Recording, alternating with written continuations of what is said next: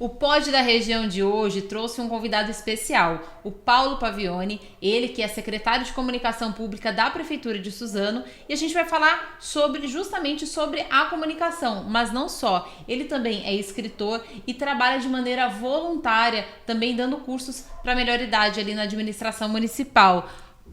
Paulinho, seja muito bem-vindo aqui ao Pod da Região. Obrigado, Sandra. Obrigado a todos que estão nos acompanhando aqui no Pod da Região. Tem sido uma honra estar aqui com vocês. Muito obrigado, viu, pelo convite. Eu que agradeço a sua participação. Paulinho, eu queria que você falasse um pouco para as pessoas como que é o trabalho da comunicação pública, porque hoje as prefeituras, as administrações, enfim, estão potencializando muito esses meios de comunicação como um meio direto com a população.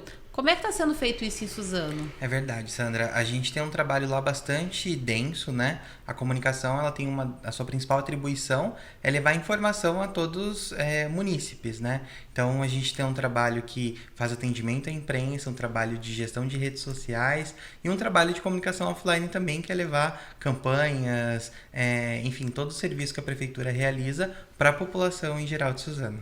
Então, se você viu alguma informação referente à Prefeitura de Suzano ou serviços da administração, saiu dessa secretaria, né, Paulinho? É verdade, tudo sai pela comunicação, né? A gente a porta de saída dos serviços internos. Então, nós temos lá 19 secretarias que estão atuando todos os dias em todos os cantos da cidade e todos os secretários reportam à comunicação as atividades, audiências, trabalhos, inaugurações, e aí à medida que eles vão encaminhando para a comunicação, a gente vai criando conteúdo para levar para a população também. Então, se passa carro de som falando sobre campanha de vacinação, se tem post nas redes sociais todos os dias, stories, se tem matérias encaminhadas e no portal da prefeitura, são todos produzidos pela nossa equipe de comunicação. Que bacana. E eu queria que você falasse também que a comunicação pública ela tem um aspecto de prestação de contas, né, para você que está informado sobre aquilo, e também de transparência do que está sendo feito, né?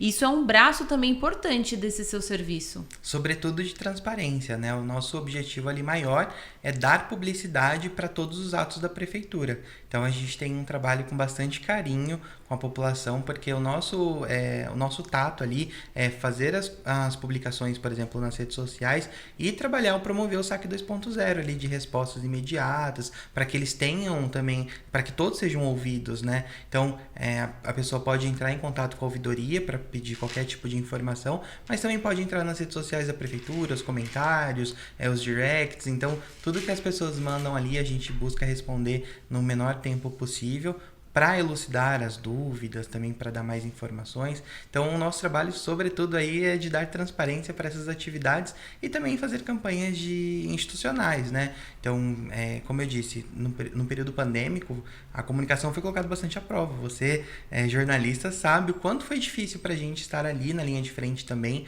tendo que divulgar, falar sobre vacinação, sobre hospitais de quarentena. Então, tudo isso foi bastante importante. A comunicação se colocou ali muito à prova. E hoje a gente dá continuidade a tudo isso, porque a vacinação continua, enfim, cada semestre tem uma novidade na saúde, né, Sandra? É verdade, em tempo real quase, que a gente tá noticiando, né? Então a gente tem que estar sempre ali atento para conseguir levar essa informação para a população e de uma forma clara, de uma forma correta e sempre buscando levar a verdade. E aí a gente viu que dentro do trabalho de vocês foram além.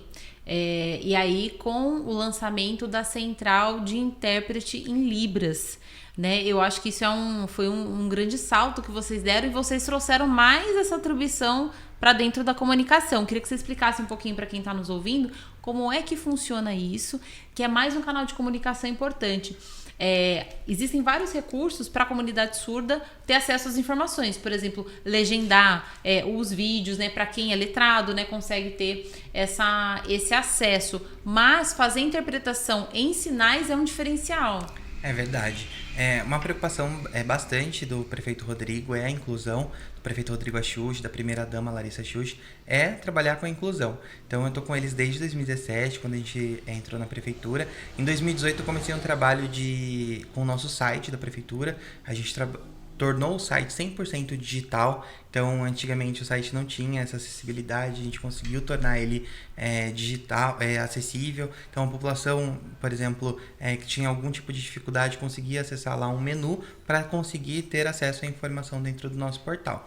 E aí eu vim com uma proposta com a primeira-dama para a gente criar a Central de Interpretação de Libras. O sinal da Central de Interpretação de Libras, o sinal de Suzano e Central de Interpretação de Libras. Então eu fiz toda a minha equipe começar curso de Libras. Então eu agradeço muito a Cláudia Oliveira, que é professora de Libras lá na Prefeitura de Suzano, ela é da Educação, e ela começou a visitar a comunicação uma vez na semana e todo mundo começou a fazer curso de Libras para a gente começar também uma central. E aí, nesse ano, nos últimos 6 meses, a gente focou muito para dar início a essa central. E como que ela funciona?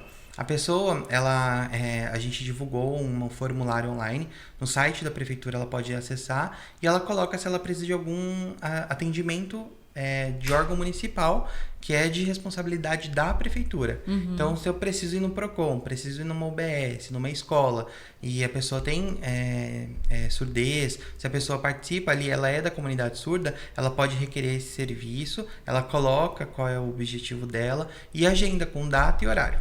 Imediatamente, quando ela faz esse cadastro, a nossa intérprete faz uma chamada em vídeo com essa pessoa, ela vai deixar o telefone dela, ela faz uma chamada em vídeo por WhatsApp para combinar certinho o dia que vai, o horário, qual é o problema, né, para ficar até mais próximo da pessoa. E aí a gente acompanha a pessoa numa consulta médica ou, enfim, em assuntos administrativos da prefeitura. E também tem um outro lado, a gente disponibilizou para todos os servidores públicos de atendimento um telefone interno da comunicação. Então, por exemplo, a pessoa faz o atendimento ali numa UBS. Chegou uma pessoa surda, ele pode entrar em contato com a comunicação, que a nossa intérprete na hora vai prestar esse apoio. Isso por chamada de vídeo é possível ser feito, por exemplo? Por chamada de vídeo e também presencialmente. Aí depende da complexidade do atendimento. Por exemplo, o assunto é administrativo, é para resolver uma questão de IPTU e talvez isso seja mais fácil fazer ali por videochamada. Então a gente faz por videochamada. Questões de saúde, que são questões mais delicadas ali, aí o acompanhamento acontece presencialmente. Que bacana. E isso é mais um passo que envolve a questão da comunicação e essa comunicação chegar para todos, né? Sim. O nosso objetivo é tornar a comunicação acessível, inclusiva. Então, tem sido um trabalho, uma experiência muito boa. A gente fez um mês e a gente teve 15 atendimentos em um mês. Então, você vê que é uma necessidade, sim, do poder público. E a Prefeitura de Suzano saiu aí na frente para fazer esse projeto e poder também acolher essa comunidade que tanto precisa. Que bacana. E agora uma outra questão que eu queria também abordar, que o Paulinho, gente, além de tudo, ele ainda reserva um tempo para ser professor voluntário aí com a turma da melhor idade. É isso? Explica pra gente como é que funciona isso daí, como é que funcionou e o que você estava ensinando para esse público. A gente foi um convite da primeira-dama também, do prefeito Rodrigo. A gente tem um centro de convivência da melhor idade lá em Suzano. E a gente tem bastante suzanense da melhor idade engajado ali, que trabalha, que vai atrás, sabe, que quer participar. E eles tinham bastante dificuldade com WhatsApp, com rede social. E aí começaram a fazer solicitação para Adelaide Fischer, que é a coordenadora lá do CCMI. E aí ela entrou com essa proposta. Eu falei, não, estou disponível, é um curso que eu quero dar. E aí a gente começa a fazer um curso de alfabetização digital para redes sociais, para melhor idade. E aí a gente fez várias turminhas de idosos que não sabiam mexer com WhatsApp, Facebook, Instagram, os básicos, né? E aí eu comecei a lecionar uma vez por semana. A gente fazia um curso de 3 meses para eles e aí eles iam aprendendo. E durante a pandemia foi muito, assim, importante, porque eu comecei isso antes da pandemia, comecei em 2018 com eles. Aí a gente fez 18, 19, começamos 20, aí começou a pandemia. Então foi muito bom, porque eu tinha um grupinho lá no WhatsApp com eles e a gente ia conversando e eles sabiam já mandar mensagem, fazer videochamada com os filhos, já estavam dominando ali a técnica. Então, um beijo para todos os idosos, meus alunos lá, são meus avós e avós. Que legal. E porque às vezes o familiar nem todo mundo tem muita paciência para ficar ensinando como é que funciona aqui, como é que clica ali, né? E os idosos, eles também são muito suscetíveis a golpes, né? O pessoal tá mandando mensagem, então isso tudo é abordado. É abordado nesse curso. Sim, eu falo, não apertem link suspeito, sempre é de olho, não abram um aplicativo perto das outras pessoas. Tem aplicativo de banco no celular, o seu celular é algo privado, não dê a senha para ninguém. Eu dei a senha para eles, liguei para uma pessoa de confiança deles, um filho, um neto, que pudesse também ter a senha, né? Porque perder o celular não tem senha, qualquer um pode ter acesso a tudo do seu celular. Sim. Então, os meios de proteção também, foi tudo conversado com eles e foi bem bacana. Foi um manual bem prático para aquele do dia a dia mesmo, né? Foi. Agora, Paulinho, eu queria também que você falasse sobre o livro que você escreveu, né? O Paulinho escreveu um livro chamado Até que a Morte Nos Separe, né? Do que trata esse livro? O que você trouxe aí? Queria que você falasse um pouco dessas histórias. O livro ele foi lançado em 2016, quando a Lei Maria da Penha completava 10 anos. E eu falo no livro sobre o ciclo da violência doméstica. Eu queria falar sobre violência contra a mulher. E aí eu comecei peguei um recorte da região sudeste aqui do país, visitei os 4 estados e conversei com inúmeras mulheres, a gente conversou muito. E enquanto jornalista a gente fica querendo entender o que acontece, como que funciona. Então eu sempre ali conversando. E aí todas elas começaram a relatar situações muito semelhantes. E aí eu fui atrás sobre esse ciclo, né? Como que funciona esse ciclo? Ele tem 3 etapas. A mulher, ela vive com o agressor, com o companheiro, enfim. E ele cria uma tensão. Então ela, por exemplo, queimou o arroz. Aí ele briga com ela fica se sentindo culpada, ele cria uma tensão ali. E aí tudo que ela faz é com aquele medo, com aquele receio, ela vive naquela tensão até chegar o momento de alguma agressão, seja ela física, psicológica, patrimonial, sexual. E aí depois ele vem para uma fase romântica de pedir perdão, dizer que ama, falar que nunca mais vai fazer aquilo de novo, e aí volta para a criação de tensão. E todas elas relataram isso no livro. Eu conto sobre essas situações com 5 mulheres. Então no livro eu falo histórias de 5 mulheres, uma de 20, uma de 30, uma de 40, uma de 50 e uma de 60 anos. Todas passaram pelo ciclo da violência doméstica, não necessariamente com um companheiro.